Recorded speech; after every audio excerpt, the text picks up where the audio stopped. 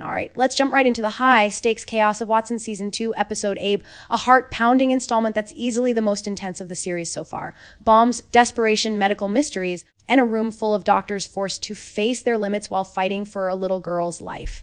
If you thought this show couldn't get any crazier, buckle up, because this episode flips everything on its head, puts Watson and his team in the crosshairs, and makes us question just how far a parent can go for their child. And trust me, the twists are going to blow your mind as much as those explosives threaten to do. Let's get started. We kick off in a busy hospital clinic where Dr. Ingrid and Watson are juggling patients and pressure when a distressed father named Sergeant William Fitzgerald, better known as Fitz, arrives. Fitz is frantic and desperate. He's tried every avenue, but his daughter Olivia, Livy, is incredibly sick, covered in warts and sores, running a fever that won't go down, and the system keeps turning him away. There's no pediatrician in the clinic, so Watson gives him a referral, but even after more roadblocks, Fitz returns, begging and pleading. The stakes feel personal, heavy, and you can tell immediately this isn't going to be a normal day. The tension cranks up fast when Fitz, pushed to his breaking point, declares that Watson is going to see his daughter now or else. And that, or else, Fitz reveals he's wearing a bomb strapped to his body. He has locked down the clinic, holding everyone inside hostage. Fitz doesn't want anyone to die, but he's 100% willing to go to the extreme if it means Livy gets the help she needs.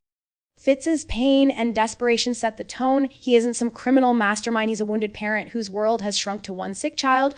We see this again and again. Despite his threats, Fitz constantly asks his daughter if she's okay, checks on her, and pleads for Watson's help. The clinic staff instantly shifts from normal medical drama to an emergency hostage scenario, surrendering their phones and turning their focus fully onto Livy. Beck, someone with a flair for risk, volunteers to be tied up, hoping to help keep things calm, which is a wild move and marks one of many moments where characters make split-second, deeply human decisions. While the police surround the building, Watson and his team begin Livy's workup. The medical puzzle here is central. She's had chronic cause, low magnesium, strange skin lesions, and now a possible splenic rupture. The urgency mounts as Livy's condition takes a rapid downturn. Watson wants to know about her mother, Marla. What kind of cancer did she have? Any family history, early complications? It turns out Marla died from lymphoma, but Fitz isn't Livy's biological father. Marla had an affair with someone else, Scott Morrison. Watson dispatches his team to hunt Scott down, needing a blood sample to check for genetic compatibility. Meanwhile, Livy's symptoms intensify and her spleen actually ruptures. She needs emergency surgery, and Watson has to convince Fitz to allow a surgical team inside. Amid all this, relationships and tensions among the staff unravel. Adam Croft is going to be a father. Beck is awkwardly tangled up with Ingrid, and every character is stretched to their breaking point. The bomb threat keeps everyone on edge, and dialogue flies. Accusations, confessions, and vulnerability are exposed in survival mode. Scott Morrison, found at home, resists and tries to deny Livy, but pushed by Shinwell, eventually calls up a blood sample. When it comes back, the big shock hits Z. Livy's blood type doesn't match Scott's. He isn't the biological dad after all. All signs seem to point back to Fitz. Watson puts the pieces together with a sleuth's touch. The one clue is the cilantro taste gene that both Fitz and Livy share. And turns out that a version is inherited and rare, and it matches up with DNA from Fitz's wound. Fitz is, in fact, Livy's biological father. Despite not knowing or remembering the encounter with Marla before he deployed, the medical mystery comes together. Livy is suffering from X-Man disease. Yes, it's real. It's a newly discovered linked genetic disorders, linked immunodeficiency with magnesium defect, Epstein-Barr virus infection, and neoplasia. It explains Livy's chronic low magnesium, her dangerous response to the Epstein-Barr virus, her mother's lymphoma, and why Livy has been so sick for so long. The treatment harvests T cells from her biological father. Fitz engineer them to correct the genetic flaw and infuse them back into Livy's body. At this moment, the show shifts from raw panic to hopeful action. Fitz, battered but relieved, agrees to the procedure, finally trusting Watson and his team. The bomb vest is removed. Fitz is led away for surgery and blood draw, and Livy is stabilized post-operation. The hostage crisis disperses. Everyone's shaken, but no one dies. An extraordinary outcome. But the drama doesn't end there. Beck, who intrusively inserted himself into the crisis, is sent on his way by Ingrid. Her warning is loaded with emotional history.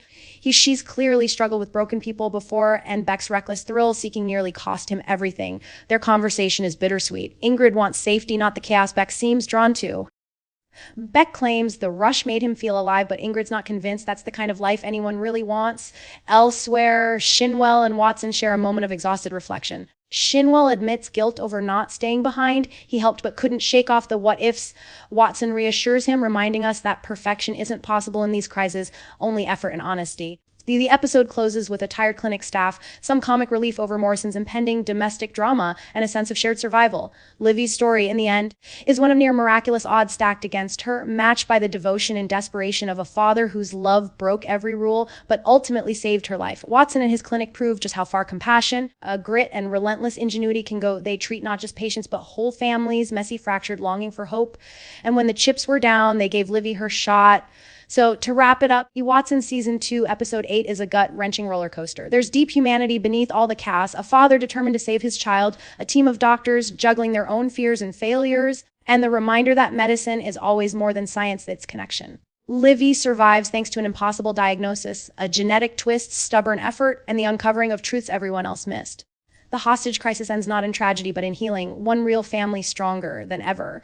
If this episode had you holding your breath, drop a comment below. Do you think Fitz went too far? Were the doctors right to push back, or should they have acted faster? What did you think of the Beck-Ingrid dynamic?